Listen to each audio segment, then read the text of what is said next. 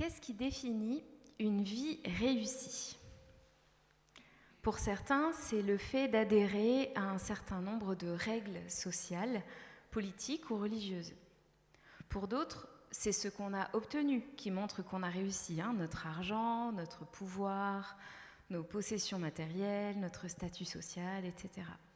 D'autres ne jureront, peut-être plus aujourd'hui avec les réseaux sociaux, quoique, d'autres ne jureront que par la popularité, en vérifiant qu'il y a bien le nombre de likes qu'il faut ou le nombre de vues. Mais depuis quelques décennies, en parallèle de ces mesures, émerge une autre mesure.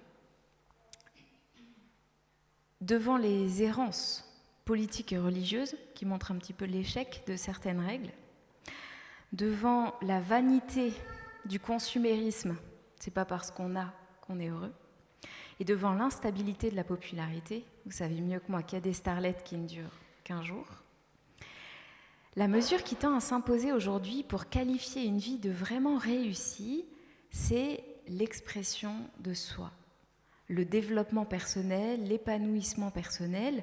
De plus en plus aujourd'hui, la réussite, c'est d'être en phase avec soi-même, de s'assumer et de s'épanouir. Alors il y a quelque chose qui sonne assez juste dans ce refus du conformisme ou des apparences, et on ressent là derrière un désir d'authenticité qui est, je trouve, rafraîchissant et puis aussi libérateur. Pourtant, j'ai l'impression que parfois, le risque, c'est que nous devenions un petit monde clos.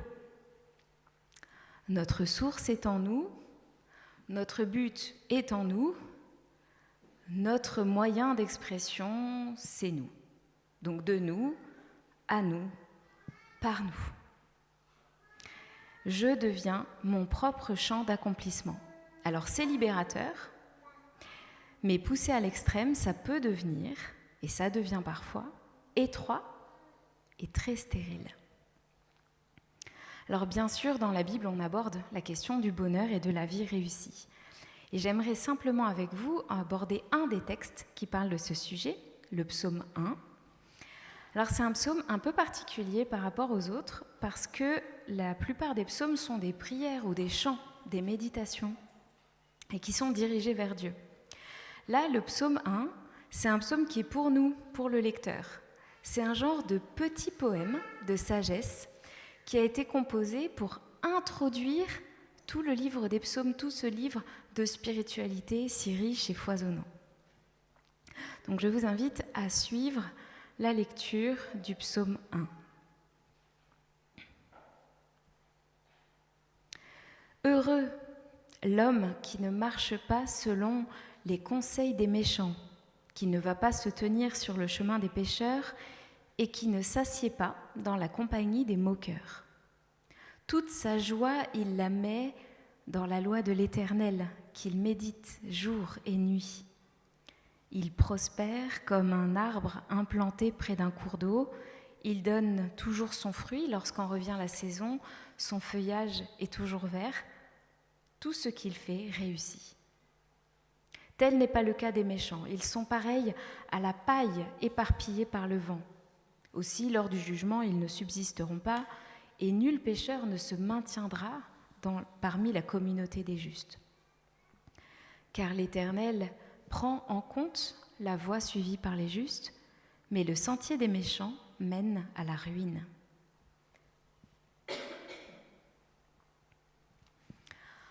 Ce psaume commence par cette qualification « heureux, heureux est l'homme qui ». Il a bien pour but de nous encourager à suivre la voie du bonheur et de la réussite. Et la preuve, c'est cette image de l'arbre planté près d'un cours d'eau, un arbre vert et fécond. Alors l'image, dans notre région si verdoyante, peut sembler ordinaire, anodine. Peut-être que vous ne remarquez pas les arbres autour de vous. Mais dans un pays aride comme le pays d'Israël, et François faisait référence au désert, l'arbre près du cours d'eau, c'est très rare. C'est une aubaine, c'est le sommet de la plénitude. Tout ce qu'un arbre peut désirer, c'est d'être près d'un cours d'eau. Le psaume est en train de nous dire, voilà ce qu'est le sommet, la plénitude de votre vie. Alors comment aller vers le bonheur ? Dans ce psaume d'introduction, c'est vraiment le psaume qui introduit à tout le livre des psaumes, il n'y a pas de nuance. On est là simplement pour donner les grands principes de la vie. Du coup, il y a un côté très binaire dans le psaume. Alors, je me suis amusée avec des petites couleurs. En vert, c'est tout ce qui concerne les bons, les justes, ceux qui sont proches de Dieu. Et puis en orange, c'est tout ce qui concerne les méchants, les moqueurs, les rebelles, etc. Vous voyez que c'est très... voilà, c'est soit l'un, soit l'autre. Il y a deux chemins, il y en a un bon et il y en a un qui est mauvais. Il n'y a pas d'entre-deux, il n'y a pas de nuance. Sur le bon chemin, que trouve-t-on ? La réussite, la joie, une vie qui tient la route et qui a du poids. En face, on trouve une vie inconsistante, comme cette paille qui s'envole, qui ne sert à rien, une vie vaine, frivole, sans racines et sans fruits, qui se dissout elle-même dans le néant. C'est le verset de la fin, elle se perd, cette vie, elle se perd toute seule. La différence entre ces deux chemins, eh bien, c'est la relation avec Dieu. Pas ce qu'on possède, pas les apparences ni le conformisme social, pas non plus le taux d'expression de soi, la connexion avec Dieu. Cette relation, elle est nourrie du côté du croyant par le désir de se concentrer sur Dieu, de se laisser instruire par lui, de laisser la sagesse de Dieu comme irriguer sa vie, avec cette image du cours d'eau. Et puis en face, Dieu répond.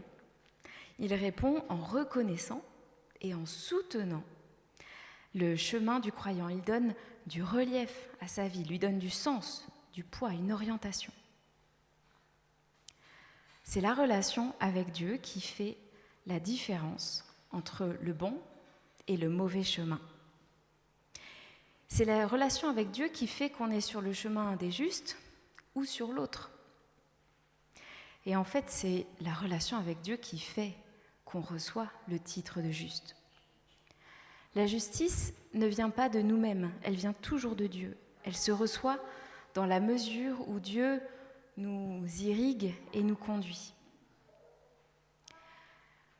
Quand on invite les gens à s'assumer, à s'épanouir pleinement, à se développer complètement, une des hypothèses, c'est qu'en nous, il n'y a que du bon. Et que tout ce qui peut sortir de nous, si nous nous épanouissons à 100%, ça sera positif.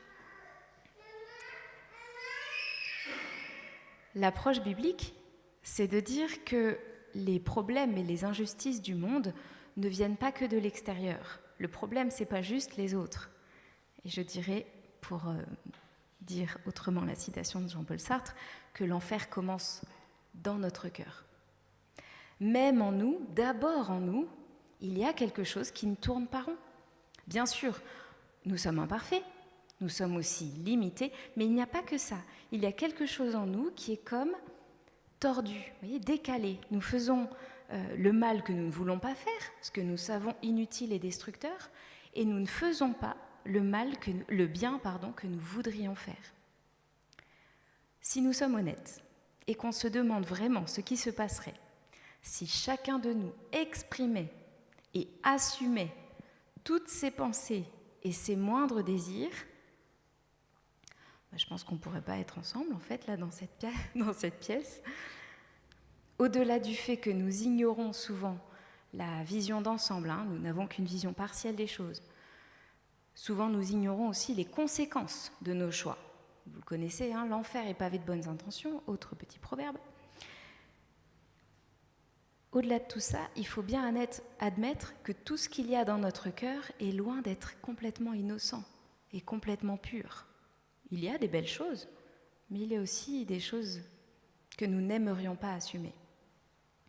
Nous avons besoin de Dieu pour mener une vie vraiment épanouie, une vie réussie, parce que, livrés à nous-mêmes, nous sommes nous-mêmes vains, frivoles et destructeurs. C'est la relation avec Dieu qui nous donne la justice, qui nous rend justes. Et cette relation, elle s'incarne dans le Christ. Jésus Dieu devenu homme pour vivre avec nous et pour mourir pour nous, en assumant les conséquences de tout ce qui est tordu, à la fois dans notre monde, mais aussi dans notre cœur. Par la foi, nous sommes déclarés justes devant Dieu, sans rien mériter. Notre seule prouesse, notre seule réussite, c'est d'accueillir l'amour de Dieu, son pardon, et de le laisser nous conduire ensuite, parce qu'il veut nous faire grandir et porter du fruit. Nous voir grandir et porter du fruit. Pour Dieu, c'est ça la réussite. Et j'insiste parce qu'il y a quand même une affirmation qui peut faire tiquer dans le psaume, c'est que tout ce que les croyants font réussit. Dans les psaumes qui suivent, on est bien obligé de se rendre compte qu'il y a des difficultés. Et les croyants qui s'expriment dans les psaumes qui suivent vont souvent être interpellés par les difficultés qu'ils rencontrent. Ils vont même crier en disant « mais c'est pas possible, ces gens sans foi ni loi sont heureux et vivent tranquilles, alors que moi je fais tout ce qu'il faut de bien et je souffre. Je suis éprouvée par la maladie, je suis persécutée, je suis rejetée, je perds mon travail. Comment ça se fait ?» Le constat des psaumes revient dans notre vie à nous, avec cette question, pourquoi les innocents souffrent-ils quand les coupables sont tranquilles ? Avoir la foi ne nous assure pas contre les souffrances d'ici-bas, que ce soit au niveau des finances, du travail, des relations, de la santé ou des accidents. Le psaume, malgré tout, se permet d'affirmer la réussite du croyant. Et cette réussite, Jésus va la clarifier bien plus tard. Il dira, on le retrouve dans le Sermon sur la montagne, « Ceux qui ont le cœur doux et humble, ceux qui sont assoiffés de justice, qui sont pétris de la miséricorde de Dieu, ces gens-là vivront avec Dieu pour toujours. » C'est notre espérance, l'espérance chrétienne. Ce n'est pas l'attente d'une récompense comme des bons points pour nos bonnes actions, mais nous espérons une vie abondante dans la présence de Dieu pour toujours, au-delà des douleurs et des lourdeurs du temps présent. Mais la joie de la vie avec Dieu, elle n'est pas réservée qu'à l'au-delà. Bien au contraire, dès aujourd'hui, la relation avec Dieu redéfinit notre vie. Elle redéfinit même nos critères et donc notre réussite. Dans la pauvreté, nous pouvons être généreux. Nous pouvons. J'ai des souvenirs de quand j'étais étudiante en lettres. J'avais une copine qui était boursière, qui avait vraiment rien, qui avait les conserves les moins chères du supermarché. Et c'était toujours elle qui m'invitait à manger. Mais tout le temps. C'est pas parce qu'on est pauvre qu'on peut pas être généreux. Parce que la générosité, elle est ailleurs que dans nos moyens matériels. De la même façon, on peut être riche tout en restant humble et attentif aux autres. Face aux difficultés, on peut persévérer. Et puis dans la maladie, apprendre la confiance et la patience. Je remarque que ce qui revient très souvent chez ceux qui endurent la maladie, c'est la patience. La confiance en Dieu, ça va à peu près, mais la patience, donc si vous êtes malade, vous savez ce que vous devez apprendre. La réussite, nous ne la définirons plus d'une façon extérieure, mais nous la définirons avec la façon dont nous vivons les choses. Est-ce que nous sommes dans la générosité, dans le partage, dans la confiance, dans la patience ? Vous avez peut-être suivi ces dernières semaines, il y a toute une polémique, et je ne vais pas rentrer dedans, je vais juste l'évoquer. Il y a toute une polémique sur les fameuses statues des grands personnages historiques qui n'ont pas toujours été d'une grande moralité, et donc on a un petit peu partout. Et il y a toute cette question de savoir s'il faut les garder ou pas, s'il faut célébrer leurs accomplissements, alors que leurs accomplissements n'étaient pas toujours très moraux et ont parfois même été vraiment dévastateurs. Ce qui m'intéresse dans cette polémique, c'est que dans le temps, lorsque nous sommes dans notre existence, nous nous intéressons beaucoup à notre richesse, notre santé, notre popularité, le regard que les gens ont sur nous, etc. Mais ce qui dure, ce n'est pas forcément ça. Ce qui dure aussi, c'est la valeur morale. Et nous aimons à nous laisser inspirer par des personnes, pas uniquement des personnes qui ont été riches et qui ont bien gagné leur vie ou qui ont été en bonne santé, mais des personnes qui ont fait le bien, qui ont été positives pour les personnes autour d'elles. C'est une vie qui est féconde, bonne pour soi et bonne pour les autres aussi, qui nous inspire, qui nous donne envie de leur ressembler. Et à mon avis, une vie à laquelle on a envie de ressembler, enfin qu'on a envie de vivre, c'est une vie réussie, même s'il y a des difficultés. Alors, comment atteindre cette vie réussie, cette croissance, cette fécondité ? En fait, on ne peut pas. Ou plutôt, pas directement. Le psaume nous invite ici à nous concentrer sur la source du bonheur, à nous concentrer sur nos racines. On ne va pas tirer sur les branches pour qu'il y ait des fruits qui poussent, mais on va faire attention à l'endroit où on plante nos racines, à notre relation avec Dieu. Parce que si les racines sont bien irriguées, bien engraissées aussi, normalement, bien nourries, le reste suit. Le fruit naît, pousse naturellement sur un arbre qui est sain. Alors, il y a 2 dimensions qui sont particulièrement présentes dans le psaume. Il y a le fait de nourrir notre relation avec Dieu. Et là, le psaume cite la loi. Je vous rassure, pas seulement le Lévitique, c'est pas ça le secret de la vie réussie, de lire uniquement le Lévitique jour après jour. On peut le lire, mais quand le psaume cite la loi, il parle de toute l'instruction de Dieu, de toute la parole de Dieu, dans sa volonté, dans la sagesse de Dieu, afin qu'elle nous façonne petit à petit. Et ce qui me frappe dans cette expression, celui heureux est celui qui tire sa joie de la parole de Dieu, c'est qu'il en tire de la joie et du plaisir.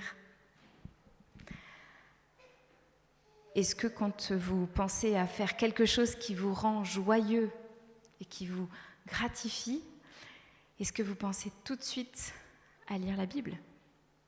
Il me semble que c'est pas toujours évident et que parfois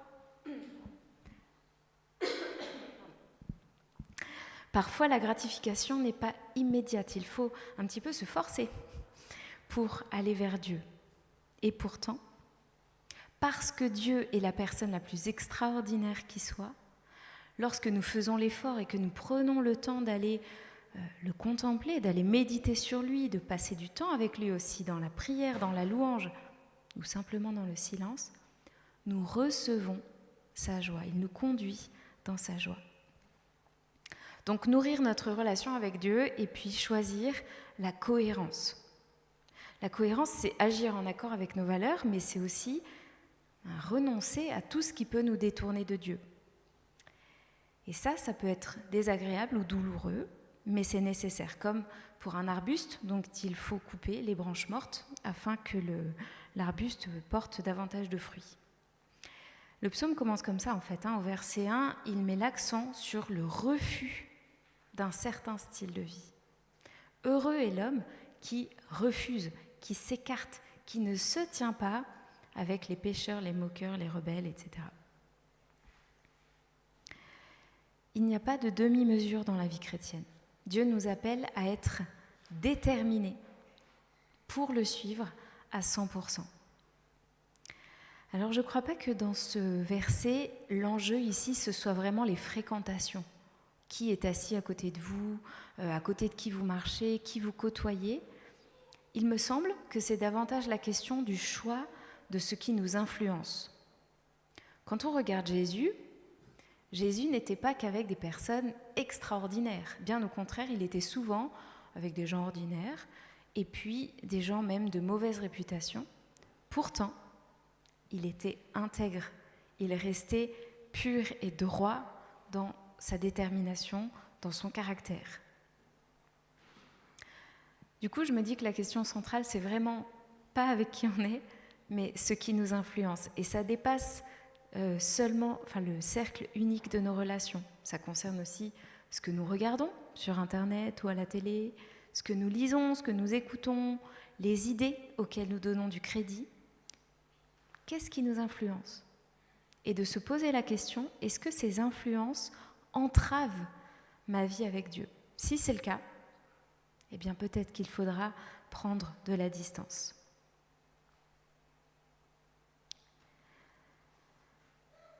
François évoquait en début de culte que la période que nous avons vécue a pu nous laisser dessécher. Et peut-être que vous-même, vous vous sentez un petit peu loin de cet arbre feuillu, verdoyant et fruitier. Peut-être que vous vous sentez vous-même un peu sec ou désorienté. Ce n'est pas forcément de votre faute, mais c'est peut-être l'occasion de se poser au moins la question « Où j'en suis dans ma relation avec Dieu ?» Même si c'est juste la fatigue de ce qu'on a vécu, même si c'est simplement la pause estivale avec le changement de rythme, ça vaut le coup de se poser la question et de se la poser régulièrement, comme un bilan de santé. Où en suis-je dans ma relation avec Dieu ? Est-ce qu'il y a des chemins auxquels je dois renoncer ?